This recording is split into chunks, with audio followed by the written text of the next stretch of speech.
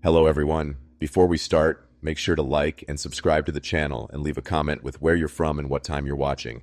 That way YouTube will keep showing you stories just like this one. Now, let's begin. I was 5 years into the job when it happened, still green in some ways but seasoned enough to keep calm in chaos. That night was one of those quiet shifts, the kind you never trust. I was partnered with Nate, solid guy, ex-Army medic, didn't talk much but had your back when it mattered. We were parked just off the main strip, sipping bad coffee and listening to static-heavy radio chatter. The sky was that dull, overcast gray-blue that made even the city lights feel dim. Rain had come earlier in the evening and the roads still glistened like oil-slicked glass. Dispatch came through clear. Single vehicle rollover, possible entrapment, Highway 17, mile marker 54. That stretch of Highway 17 always made me uneasy. It cuts through forest on both sides, no exits for 10 miles, barely any traffic after sundown. A long, cold ribbon of asphalt that felt forgotten. We were 10 minutes out, sirens off but lights flashing, engine humming as we cut through the night. I remember glancing at the clock on the dash, 12:03 a.m. Nate made a dry joke about the hour. Witching time, he said, but I barely heard him. When we arrived, we saw the car almost immediately. Silver sedan, nose down in a ditch, hazard lights still ticking like a heartbeat. No other cars, no witnesses, just us and the trees. We parked off the shoulder. I radioed in our location, got an acknowledgement, then grabbed the trauma kit from the back. The moment I stepped out, the air felt wrong, still, heavy, as if something was holding its breath. The windshield of the sedan was cracked but intact. One headlight was out. The driver, a man in his 40s, conscious but dazed, sat behind the wheel, gripping it tight like he was afraid to let go. Nate tapped on the window and the man slowly turned his head. His lips moved like he was saying something, but no sound came out. Then the radio cut to static. The static wasn't normal, not just the fuzzy kind you get in bad reception. This was sharp, erratic, almost like whispering buried in the hiss. I reached back inside the rig to adjust the dial, but every channel was the same, just noise. Nate had already opened the driver's door and was trying to get the man talking. I joined him, flashlight in hand, checking for injuries. No blood, no broken bones, just shock. The man blinked slowly and finally said something, quiet but clear. "You came back fast." Nate and I exchanged a glance. "Sir, we just got here," I said. "Can you tell us what happened?" He looked down at his hands gripping the wheel, then back at us. His voice was low, like someone coming out of anesthesia. "I saw you already. The lights. The same faces." We chalked it up to confusion. Concussion, maybe. We got him into the stretcher and loaded him into the back of the rig. The second I closed the doors, the forest around us seemed to fold in. It was quiet before, but now it felt dead. No crickets, no wind, nothing. I stepped into the passenger seat and told Nate to drive. As we pulled away, I noticed something odd in the rearview mirror. The sedan, the one we'd just pulled the guy from, was gone. I turned around to look through the back window. Nothing, no crash, no hazards, just an empty stretch of road. I radioed dispatch again, nothing but static. I tried my personal cell, no signal. Nate just kept driving, face pale, eyes locked on the road like something might appear in front of us. Finally, maybe 10 minutes later, the static cut out. The radio clicked back to life. "Unit 9B, do you copy? Where the hell have you been? We've had officers out searching for over 2 hours." I stared at the clock on the dash, 2:46 a.m. We both looked at each other. We'd only been on scene for 3 minutes. We got back to base around 3:15 a.m. The station was lit up and 2 patrol cars were waiting. Our supervisor looked like he'd aged 5 years in a single night. He pulled us aside before we could even unload the stretcher. "You didn't check in. You didn't respond to radio. You vanished." We tried explaining, told them everything, the accident, the man, the scene. One of the officers pulled Nate aside while I stayed with the supervisor. They didn't believe us at first. Said they'd driven that entire stretch of Highway 17 twice and saw nothing. No car, no skid marks, no emergency lights. I asked about the guy we brought in. He was gone. Not in the ambulance. Not logged at the hospital. No record of the call. No crash report. It was like we never picked him up at all. Later, Nate swore he remembered strapping the man in, checking his vitals. He even described the guy's wristwatch, a scratched silver analog with a cracked face. When we looked in the back of the rig, the stretcher was still warm, like someone had just been lying there, but it was empty. For weeks after, I checked incident reports, local news, missing persons. Nothing. No one matched. I even drove back to mile marker 54 a few days later. There were no signs of a crash, no broken glass, not even a tire track in the dirt. What unsettled me most, though, was how confident the man was when he said, "You came back fast," like he'd seen us before, like we'd done that loop, like it wasn't the first time we'd arrived at that wreck. Nate and I never talked much about it again. Some shifts we'd ride in silence, both staring out the windows a little too long. You get used to seeing death in this job. You don't get used to missing time, or being forgotten by it. It was a warm spring afternoon, one of those rare sunny days in early April when everything feels alive again, except the people calling 911. The first, warm days always brought strange accidents, people too eager, too careless. Dispatch came in as a secondary alert. Vehicle off-road, possible injury. Coordinates pinged by a passing driver. Unknown condition. We were already nearby, maybe 5 minutes out. It was a stretch of back road between county lines. Nothing but grass fields and an old fence line that hadn't seen livestock in years. Nate was driving again. I was in the passenger seat, flipping through our route log when I spotted her. Just a small figure in the tall grass. I tapped the window. "Stop the rig, right there." Nate slowed down, squinting. "That a kid?" I jumped out and started toward her. She was maybe 7 or 8, standing perfectly still in a field that rolled like waves in the wind. Her dress was old-fashioned, sky blue with a white collar and lace trim, like something out of an old family portrait. She didn't run, didn't cry, just looked at me with wide, glassy eyes. I knelt down, trying to make my voice gentle. "Hey, sweetie, you okay? Are you hurt?" She shook her head slowly. "Where are your parents?" She looked past me, then back toward the road. "I was waiting for you," she said. That stopped me cold. Before I could say anything else, Nate called out from behind me. "There's a car over here. Looks like it rolled down the ditch." I turned my head and saw it. A rust-colored station wagon, half sunken in a muddy embankment, front end wrapped around a fence post. It looked like it had been there a while. I turned back to the girl, but she was gone. No footsteps, no sound, just the grass, waving as if nothing had disturbed it. Nate called out again, urgency rising in his voice. I stood frozen in the field, heart pounding, because the air had changed, and I had the horrible feeling she'd been standing there for a very long time. I forced myself to walk toward the station wagon. The grass was tall, brushing against my legs, but the path the car had carved down into the ditch was clear. Mud caked the wheels, the engine was long dead, windows rolled up. The windshield had cracked in a wide spider web, but not shattered. No blood, no sign of a second passenger. I called out to Nate, who was already prying open the driver's side door. Inside was a man in his 30s, slumped forward but breathing. Airbag deployed, slight gash above his right brow. Dazed, confused, but alive. We checked vitals, stabilized his neck, and began prepping to get him on the stretcher. The man blinked slowly, struggling to speak. Is she okay?" Nate leaned in. "Who?" "The girl, the little girl. I saw her. She was in the road." I felt the hair on my arms rise. "Did you hit her?" He shook his head. "I swerved. Didn't see her after that. Thought I killed her." We looked at each other in silence. We hadn't told him about the girl. I tried to radio dispatch, but again, nothing. Same as last time. No signal, no feedback, just dead air. We loaded the man up and started heading back to the rig, both of us checking the field with nervous glances. But something had changed. The sky was darker. Not storm dark, just off. The sun had been shining brightly when we arrived, but now clouds sat low and thick, and the field looked dim, as if the light was draining from it. We got back to the road, and I looked again for the girl. Nothing. No blue dress, no footprints, no sign she'd ever been there. Nate said quietly, "You sure she was real?" I didn't answer. Because just then I saw something in the grass near where she'd been standing. A small antique shoe, worn leather, tiny buckle, soaked with dew but dry underneath. I picked it up. Inside in faded ink were the initials EM and the date, 1961. We brought He man to the hospital. He was stable, coherent enough to give a name and recount what he remembered. He swore up and down that he'd seen the girl standing in the middle of the road, arms at her sides, eyes locked on his windshield. No emotion, just stillness. He said he hit the brakes, swerved, and everything went black. There was no record of the girl, of course. No missing persons alert, no children reported in that area, lost or otherwise. We searched the field again the next day during daylight. The shoe was gone.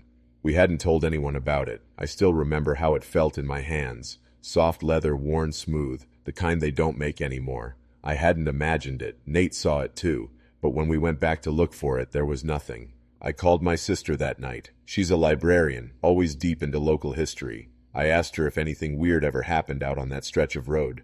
She didn't even pause. "Oh, you mean the accident in 61? Little girl named Evelyn disappeared after her father's car flipped in a storm. They never found her body. Whole town searched for weeks. Field was flooded. Only thing they recovered was one shoe.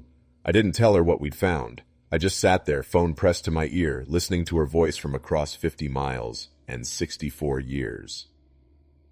After that call, I started having dreams. Always the same. I'm walking alone through tall grass. It's quiet, breezy, warm.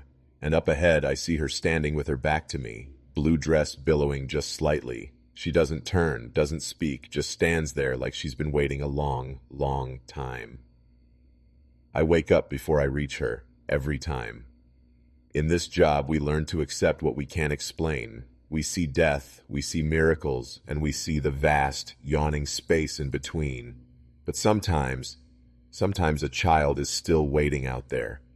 And time doesn't care how long it says. Long ago she was lost. We were covering night shift downtown, always a mixed bag. Overdoses, psych calls, the occasional bar fight. City blocks all looked the same at that hour. Tired brick buildings, flickering streetlights, muffled sirens in the distance. Dispatch came in at 2:11 a.m. Domestic disturbance, male, mid-40s, possible self-harm. Address Lexington Arms, 431 North Tallow Street, apartment 302. Nate groaned. Third time this week we've been called to that building.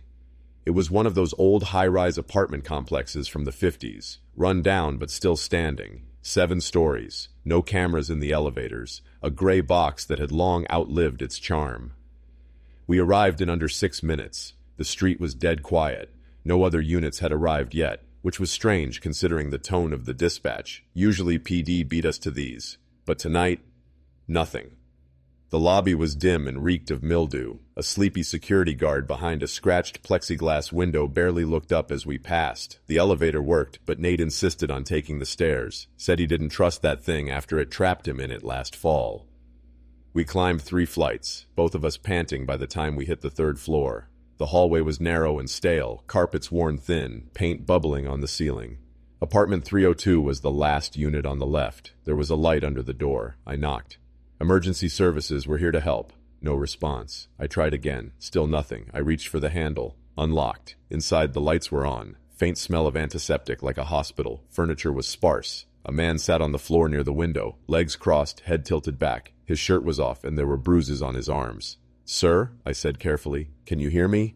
He didn't respond, just stared up at the ceiling with this look, like someone waiting for something. Nate stepped in behind me, and to us, that's when we heard it. From the next room, a low whisper. They brought him back again. I froze. Nate looked at me, eyebrows drawn tight. He heard it too. I moved toward the hallway leading to the back bedroom, but the light in that part of the apartment was dim, flickering. As I stepped inside, the temperature dropped, noticeably. It was a different kind of cold, not just from poor heating. It felt like air that hadn't been breathed in years. The bedroom was small, bare mattress on the floor, broken blinds tapping softly against the glass. No one was in there. But the smell was strong. Antiseptic, bleach, and something else. Something older, like mold behind drywall. I shined my flashlight across the walls and saw faint streaks, drag marks maybe, smudged fingerprints. I turned back toward the living room. Nate was crouched next to the man now, checking his pulse. "Breathing's shallow," he called. "We need to get him out of here." We started prepping the stretcher, but the man's head suddenly jerked toward me, eyes wide, focused, awake. "Don't let them keep me here." His voice was sharp, urgent, completely different from the blank state he'd been in. I tried asking who he meant, but he was shaking now, trying to rise. "They brought me back again. They keep bringing me back." I thought he was hallucinating, trauma maybe, or drugs, but then Nate called out, "What apartment did they say again?" I paused. 302. Nate stood up slowly. "There's no 302 on the call board in the lobby." My stomach dropped. We both looked toward the door. I walked out into the hall, down to the stairwell, and back to the ground floor. Past the guard, back to the call board. Nate was right. The highest number on the 3rd floor, 301. I ran back up. The hallway was different, darker. The overhead bulb outside 302 was flickering now, casting odd shadows. Inside the apartment was as empty. No man, no stretcher, no smell, nothing but silence and the hum of distant traffic, like no one had ever been there. We searched every unit on that floor, knocked on doors, talked to the tenants. No one had heard a thing. A few opened their doors just enough to tell us 302 didn't exist, had never existed. We even asked the security guard downstairs. He looked annoyed, like we were wasting his time. There's no 302. Third floor ends at 301. You sure you weren't on the fourth? We weren't. Back in the stairwell, I counted the flights again. First, second, third. The same worn-out hallway, the same peeling wallpaper, the same door at the end with 302 still there. Only now it was locked, dead-bolted, no light under the door. We filed a report, of course. But what do you even write? That we entered an apartment that doesn't exist and treated a man who disappeared? Dispatch had no record of our stop at that address, no recording of the call. The timestamp just skipped forward by 27 minutes. And Nate, he didn't want to talk about it at all. A week later, we were driving through that same neighborhood when he suddenly pulled the rig over. I looked up and realized we were on Tallow Street, facing the Lexington Arms. There was no seventh story, just 6 windows across, a flat roof, and a facade that looked older than I remembered. No call board, no 302, no proof we were ever there. But that night stayed with me, especially the way the man's voice cracked when he said, "They keep bringing me back." Like he didn't belong there. Like someone or something was forcing him to return.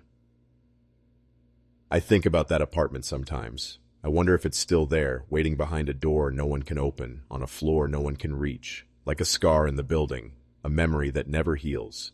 And every time I climb a stairwell, I count, not just the steps, but the silence between them, because I still believe we walked into something real that night. And for a little while, we stepped in. Oh, someone else's time. Some calls come in flat, clinical. No panic, no sirens, just a quiet message from dispatch. Confirmed death, 81-year-old female, family on site, non-suspicious, no transport needed, just verify.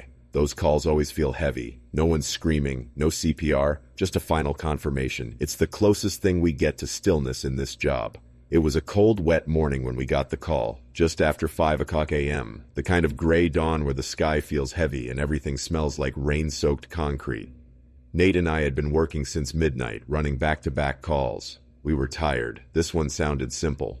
The address was a small 2-story duplex in a quiet part of town, rows of aging homes with sagging porches and wind chimes that hadn't moved in weeks.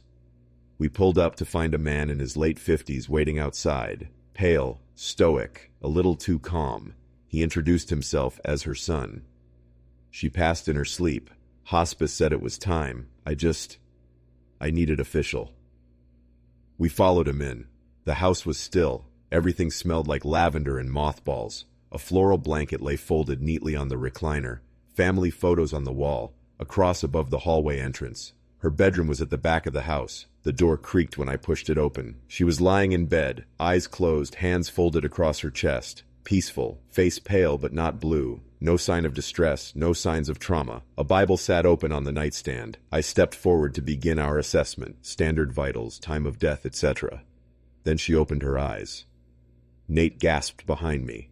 The old woman blinked slowly, turned her head toward us, and said in a voice clear and calm, "You took your time."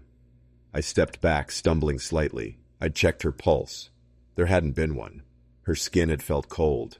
I know what death feels like. But she was breathing. Alive. Looking right at me, and suddenly we weren't so sure who the call had been for. I called out for Nate to recheck her vitals, my hands shaking slightly. He fumbled for the pulse oximeter, strapped it to her finger. Pulse, steady. Oxygen levels, normal. Breathing, even. She sat up a little, eyes never leaving mine. "They always take their time," she whispered again. The son stood in the hallway behind us, mouth open, stunned. She wasn't," he stammered. I checked. She wasn't breathing. I swear to you, I called because she was cold, she didn't move." I wanted to believe him, but the math wasn't adding up. I looked at the clock. It had been at least 30 minutes since his call came in. If she had been out that long and came back, something was deeply wrong. Nate helped her sit upright. She seemed lucid, calm, not confused, not groggy. "Do you know what day it is?" I asked. She looked at the wall where an old grandfather clock ticked gently. "Tuesday," she said. It was Friday. She reached out and touched my wrist with a hand that felt warmer than it should have. "Don't be afraid," she murmured. "It's just not quite finished yet." I didn't know what that meant, and I didn't ask. We called it in, told dispatch we'd need to transport after all. They were confused, said we were on a confirmed DOA. I repeated myself. "She's alive." I glanced at Nate. He wouldn't stop staring at her. The old woman was now humming softly, a song neither of us recognized, something off-key and distant. Her eyes were closed again, but she was breathing. We got her onto the stretcher and rolled her out to the rig. The son followed, still shaking, tears now rolling silently down his cheeks. I could tell he wasn't scared of her. He was scared of himself, of how certain he'd been, of how long he'd waited before calling. At the hospital, they admitted her, ran tests. Stable, no neurological damage, no stroke, no cardiac event, just alive. Except, the admitting nurse told us something strange. She was checked in 3 hours ago. "By who?" I asked. "By you two." We stood there, frozen in the ER intake bay, staring at the timestamp on the nurse's clipboard, 17 p.m. That was impossible. We hadn't even received the call until after 3. I checked our dispatch log. The 911 timestamp was 3:03 p.m. We arrived on scene at 3:27 p.m. But somehow, she had already been signed in, processed, and admitted under our names. The nurse double-checked. She showed us our signatures, but neither of us had signed anything yet. The handwriting looked eerily similar, but wrong. Off. A little too neat for Nate. Too rounded for me. "Maybe someone else brought her in," Nate mumbled. "Maybe it's a different patient." We asked to see her. She was already moved upstairs, resting, peaceful. Her son was with her, holding her hand. She smiled when she saw us again, like she'd been expecting us. "You didn't believe me," she said gently. "About what?" I asked. She tapped the side of her head with one crooked finger. "Time bends when death forgets to knock." I left the room. I couldn't listen anymore. We filed a report. The hospital flagged the intake anomaly, but no one followed up. No one ever does with these kinds of things. We even had body cam footage, one of the few times I was glad I'd remembered to switch mine on. But here's the thing. The footage cuts out. Between the front door of the house and the moment she sat up, there's just static. 17 full minutes of red timestamp and white noise. The audio returns halfway through the drive to the hospital. I tried to tell myself we just lost the signal, but the rig camera had the exact same blackout window. Same time, same missing chunk. She was right about one thing. It wasn't quite finished yet, because a week later, Nate swore he saw her again. Not at the hospital, at a grocery store, pushing a cart, smiling at nothing. "She looked right at me," he told me, "and I swear to God," she mouthed, "soon." Some nights stretch on longer than others. That night the ER was unusually quiet, just a soft drizzle tapping against the roof of the ambulance bay, and the humming fluorescent lights inside, casting pale reflections on the linoleum. It was 2:48 a.m., a dead zone between late-night chaos and early morning stirrings. The kind of hour where you start to question if time's even moving. My partner that night, Laura, had her boots kicked up on the dash of the rig. She was thumbing through her dog-eared copy of a crime novel she always brought on overnights. Me? I was just watching the hospital doors, waiting for something. It always comes. Even when you pray, it doesn't. Dispatch broke in with a call from a residential care facility. The kind of place where residents drift in and out of lucidity like ghosts between dimensions. It was coded as a low-priority welfare check, just a request to escort a disoriented woman to the ER for observation. No lights, no sirens, just calm reassurance. We rolled up to West Hill Pines, an old Victorian-era mansion-turned-nursing home tucked behind a line of pine trees. The exterior was quiet. No one at the front desk, just an elderly nurse who handed us a single-page chart without saying much. "Room 17. She's been saying strange things. You'll see." No name on the chart, just Jane Doe. Age, approx 83. Notes scribbled quickly. Disoriented, refuses to eat, claims people keep switching faces. Seems otherwise physically fine. When we opened the door to her room, she was sitting upright in bed, hands folded neatly in her lap like she'd been waiting for us. Her eyes were milky but alert, her breathing calm. What I remember most was her stillness. Not a twitch, not a tremor, just this piercing, quiet focus, like she saw straight through us, through me. "There you are," she said, before either of us spoke. "You took your time." That would have been the first red flag, but it wasn't until we got her into the rig that things started to fold. We loaded her into the rig, got her buckled onto the stretcher, and I settled in beside her while Laura drove. Rain drizzled harder now, drumming on the roof. Everything was quiet except for the occasional squelch of the tires on the wet road. The old woman hadn't said another word since that strange greeting, just stared straight ahead with that unreadable, glassy expression. Then, somewhere between West Hill Pines and County General, she began to hum. It wasn't a song I recognized, just a low, uneven tune, warbling under her breath, but the longer she did it, the more it felt like the rhythm was syncing with the pulse of the vehicle, like every rattle, every bump aligned with her voice. I glanced at the onboard monitor just to check vitals. Her heart rate was steady, oxygen fine, but the timestamp on the screen glitched. It flashed 3:14, then 2:47, then 00:00, and then it froze completely. I checked my wristwatch, 15. The dashboard clock, 2:1. I radioed Laura, asked her for the time. She didn't answer. That's when the woman turned to me, very slowly, and whispered, "They changed the clocks to keep you lost." I froze. "What do you mean?" She didn't respond, just smiled, then said something I've never told anyone until now. "You've seen me before, but not like this. And I swear to you, I felt it. A slip. Like gravity briefly forgot how to behave. The air in the rig grew heavier, almost syrupy. And for a second, everything dimmed, as if headlights, monitors, even Laura's voice over the intercom, all muted. I looked back at the woman. Her face had changed. Not drastically, just subtly wrong. Her eyes were too far apart, her lips thinner. It was like she'd aged backwards and forwards at the same time, familiar and unfamiliar in the same breath. She kept staring at me and whispered, "Now you know what it's like to come back different." We pulled into the ER bay, tires squealing slightly as Laura hit the brakes harder than usual. The lights were too bright, blinding after the surreal fog of the drive. I blinked, trying to refocus, to shake that thick sensation still clinging to me. When I turned back to the stretcher, she was gone. The gurney was empty, no straps undone, no sign of movement, just the faint smell of lavender and old rotted wood, like a house that had been sealed for decades. I jumped out and yanked open the rig's rear doors. Nothing. I called out to Laura, who was already inside, asking for a nurse. No one had seen anyone enter. No other EMTs had been called in that time frame. I checked the GPS logs later that night. The system showed we arrived at the hospital 7 minutes before we left the scene. Our travel path? A straight, unbroken line, but with a total trip duration of 0 minutes. There was no record of the pickup in dispatch logs, no name listed on our report. The clipboard? Blank. It was like she'd never been there. For days, I told myself maybe we were overtired, hallucinating, that some other crew must have picked her up and we just got wires crossed. But a week later, a janitor at the hospital flagged me down. He asked if I'd lost something in the rig, said he found it tucked behind the oxygen canister.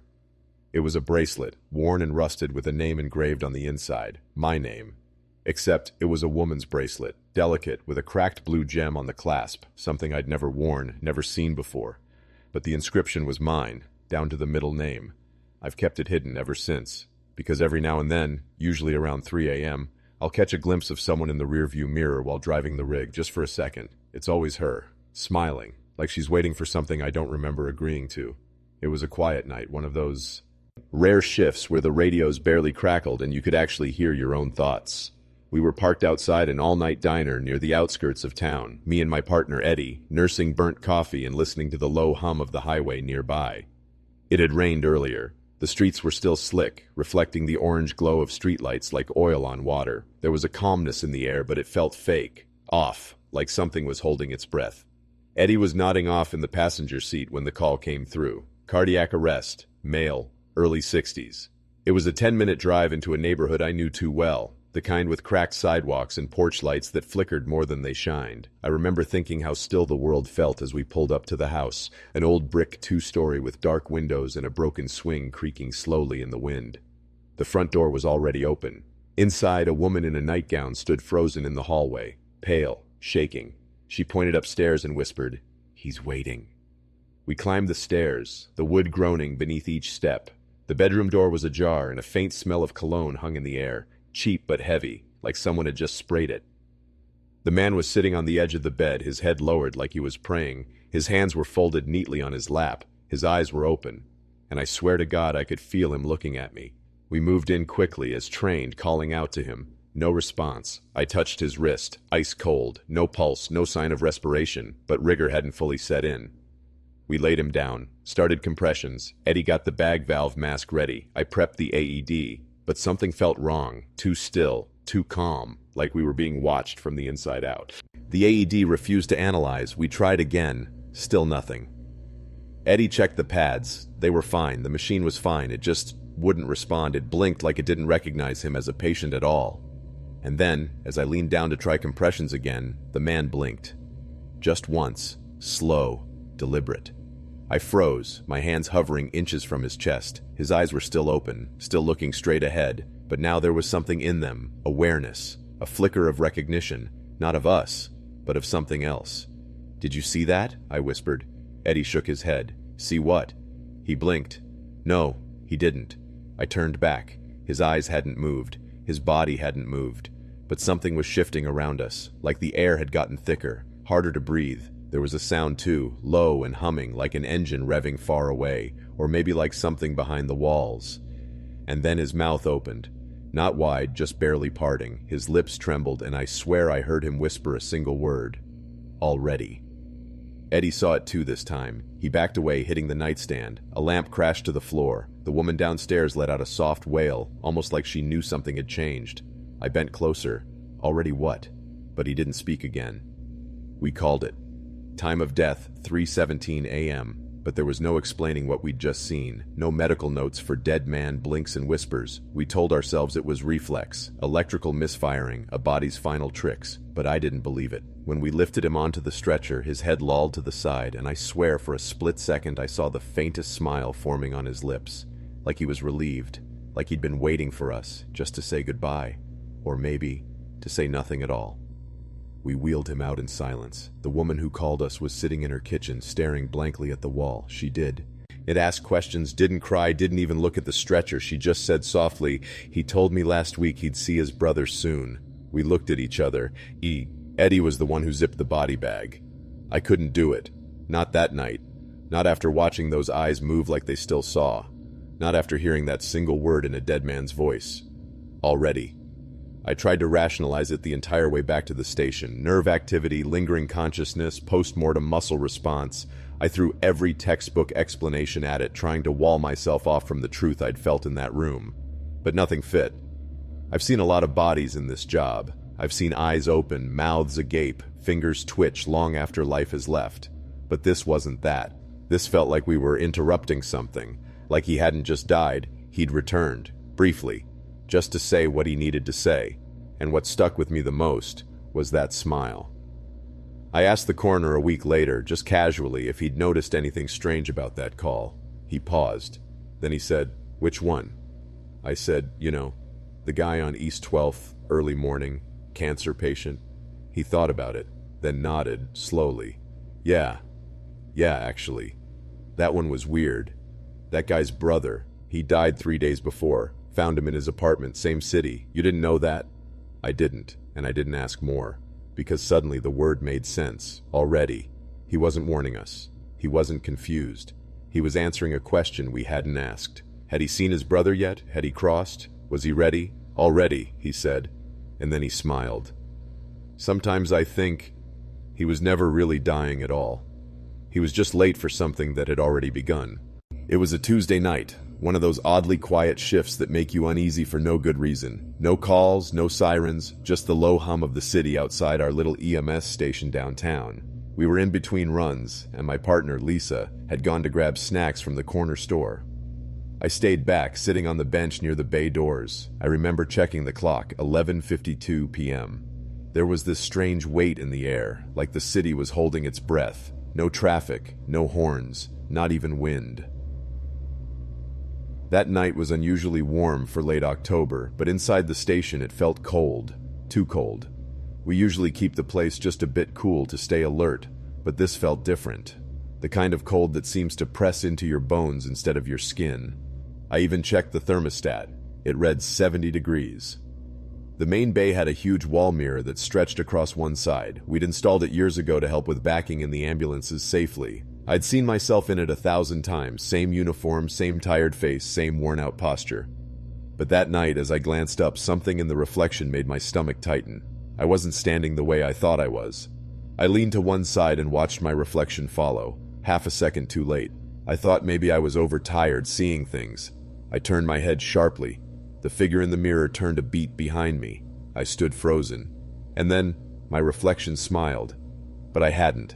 It was small, subtle, but I swear to you the corners of its mouth curled upward, slowly, deliberately, while I stared, horrified, unmoving. I blinked hard, looked away, then looked back. Everything was normal. Same tired face, same worn-out posture. But I didn't feel alone anymore. Something had changed in that room, and I felt it deep in my gut. Lisa returned a few minutes later. I didn't say a word. I didn't know how to explain it. Not yet, tonight. Later, I was back on shift. I hadn't told anyone about what I saw in the mirror. I tried convincing myself it was just exhaustion, a trick of the light, a delayed twitch, anything. But deep down, I knew better. That night, it was just me in the station. Lisa had called out sick. I'd been assigned to work with a temp paramedic named Josh. We weren't close. He was new, quiet, a little awkward. We got back from a routine call around 1:30 a.m., and as we rolled the gurney back into place, I noticed him pause near the bay mirror. He just stood there, staring. "You good?" I asked, trying to keep my tone light. He didn't answer right away. Then he said, "That's weird." I walked over, uneasy. "What is?" He gestured toward the mirror. "You're wearing your name tag on the wrong side." I looked down. My tag was pinned to the left, like always. In the mirror, it was on the right. We stood there in silence, staring at our reflections. Something felt off again. A wrongness I couldn't explain. Then, without warning, Josh's reflection turned its head and looked directly at me, before his body did. He let out a sharp breath and backed away. Nope, I'm not doing this." He grabbed his jacket and walked straight out of the building, leaving me standing alone with the mirror. I couldn't move. The lights in the bay flickered once. I heard a soft sound behind me, like bare feet brushing against the polished floor. But when I turned around, nothing. The bay was empty. I turned back to the mirror and saw something behind me. It was a blur, grayish, hunched, almost human, but wrong, like a figure melting into itself just behind my left shoulder. I spun around, heart hammering in my chest. The space was still empty, but in the mirror, it was smiling again. Only this time its mouth was too wide, its eyes too still, and I swear, hand to God, it raised its hand and waved. I didn't sleep the next day. I couldn't. Every time I closed my eyes, I saw that smile, stretched and frozen like a photograph left out in the rain. Josh never came back to the station. I tried calling him the next morning just to see if he was okay. The number was disconnected. I even asked dispatch who sent him. Turns out no one by that name had been assigned to my shift. There was no record of a Josh that night. Not on the roster, not in the logs. It was like he'd never existed. That broke something in me. I started avoiding the bay mirror. Wouldn't even look toward that side of the station. I'd catch glimpses of it in my peripheral vision sometimes, and it always felt like someone was standing there, just outside of view, watching me, waiting. Once during a particularly late shift, I finally got fed up. I pulled a blanket off a gurney and threw it over the entire thing. My supervisor asked about it the next morning, and I just told her it had cracked. She shrugged and left it covered. A few weeks later, someone from maintenance took the mirror down without asking. I didn't question it. I was just relieved. But when they threw it out, the guy on the cleanup crew came in looking pale, said the trash bin behind the station was open when he went back to grab the next load, and the mirror was gone. No broken glass, no frame, just gone. And sometimes when I walk past a dark window or a quiet room, I swear I catch my reflection doing something it shouldn't, turning too slow, blinking at the wrong time, smiling when I'm not. I try not to look, but I know it's still out there, some version of me that never blinked, never breathed, and never left the station that night. And if I'm being honest, I don't think it ever was me. It was just wearing my face. And now it's looking for another. It was meant to be a routine long-haul run, 4.5 hours out to deliver a patient to a rural mental health facility in the high desert, middle of nowhere, dust roads, jackrabbits, faded gas stations that looked like movie sets. I had my partner Mandy with me, one of the most grounded people I've ever worked with. No nonsense, no superstition. She was my anchor on a lot of these trips. I trusted her more than most family. We left just after 8 a.m. that Monday. I remember because I'd just finished my second cup of gas station coffee and Mandy was chewing sunflower seeds to stay sharp behind the wheel. We checked the rig, logged the departure time, updated dispatch, everything by the book. The drive out was uneventful, quiet skies, empty highways. We listened to old rock stations drifting in and out of signal. At one point, we even joked that we could probably make this drive in our sleep, just another forgettable transfer through Nowheresville. The drop-off went smooth too. The patient, a young guy who hadn't spoken a word the entire trip, was accepted by the intake nurse without delay. No drama, no delay, just a signature, a nod, and the slow hiss of the facility's automatic doors sliding shut behind us. We got back in the rig around 3:30 p.m., flipped the GPS to navigate us home, and started the return leg. We were both tired but relaxed, chatting about dinner plans, laughing about something the patient mumbled when he got out, even though we couldn't make it out. That was the last thing I remember feeling normal, because not even an hour later, something changed. The GPS glitched out first, froze, then rebooted, showing a map of somewhere we didn't recognize. No highway number, no cell signal, just red dirt roads and a blinking location dot that didn't seem to move. And the sun? It wasn't setting right. It looked stuck, suspended in that eerie golden hour glow for way too long. Time felt wrong, and that was only the begin. Ding! We kept driving. At first, we thought maybe the GPS was just offline. Rural zones sometimes knocked out the signal. But when Mandy pulled up the backup atlas from the glove box, none of the roads matched. Not even close. No signs, no mile markers. Just endless dirt stretches flanked by gnarled shrubs and low black hills in the distance. Like we'd slipped into some in-between place. We turned around, then turned again. We should have hit a main highway within 30 minutes, tops. Instead, we passed the same dry creek bed 3 times, even though we kept steering in different directions. Mandy said at first, "We're not getting out of here, are we?" I tried calling dispatch. No bars. Mandy's phone? Dead. Fully charged when we started. Then the radio crackled. It wasn't our dispatch. Not even close. The voice that came through was soft, distant, like it was being dragged across a tunnel. Words I couldn't place. They weren't English. They weren't anything. Just slow syllables, hollow and damp, echoing with static. Mandy shut it off, but it clicked itself back on, over and over again. I started writing down the time each hour, hoping to track something, anything. I marked it down on a napkin. 4:47 p.m., 5:13 p.m., 6:06 p.m. But even those began to feel meaningless. The light outside didn't shift. We weren't hungry. We weren't tired. The fuel gauge didn't budge. It was like time was stuck, or worse, repeating. Eventually, Mandy stopped the rig. We both stepped out to get our bearings. That's when I saw her again. Mandy. Standing across the road at the tree line, same uniform, same face, but she didn't move, just watched us, silent. I turned to Mandy beside me. "Do you see her?" She whispered, "I think that's me." The other Mandy smiled. It wasn't a kind smile. It was rehearsed, like someone trying to imitate joy, a beat too long, a fraction too wide. I stepped back. The sky cracked with thunder. Even though there were no clouds. And the smell of ozone hit us like a wave, burnt copper and rot. We ran. I don't remember the drive back. 1 second we were sprinting across that dirt road, headlights swinging wildly in the dark, and the next I was pulling into my driveway with the morning sun stinging my eyes. My hands were trembling on the wheel. Mandy was crying silently beside me, her fingers clutched so tightly around her necklace that the chain left an imprint on her skin. We staggered inside without saying a word. My phone buzzed the moment I walked in. 12 missed calls, 4 voicemails. My brother, dispatch, my supervisor, even the hospital's HR department. I called them back, dazed. When I told them we were okay, their first question wasn't, "What happened?" It was, "Where were you for 3 days?" 3 days. I didn't believe it. Not until I checked the calendar and saw the date. Not until I opened the fridge and smelled the rotting leftovers I'd just packed the night we left. We filed a report. No one believed us. They said the GPS tracker lost signal just outside the town where we'd picked up that last call. After that, nothing. Like we vanished. The ambulance wasn't seen again until it was captured on a highway camera over 200 miles west, heading in the wrong direction, at 3 a.m. 3 days later. No explanation, no data, no gas receipts, no fuel loss. The strangest part?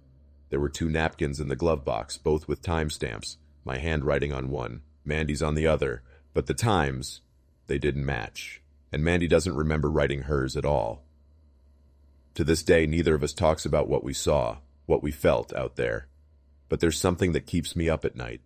When I finally mustered the courage to check the dashcam footage a week later, the file was corrupted, except for the first 2 minutes. In those minutes, you can clearly see the both of us sitting in the front seats. But in the rearview mirror, there's someone else in the back, just sitting there, watching us, smiling.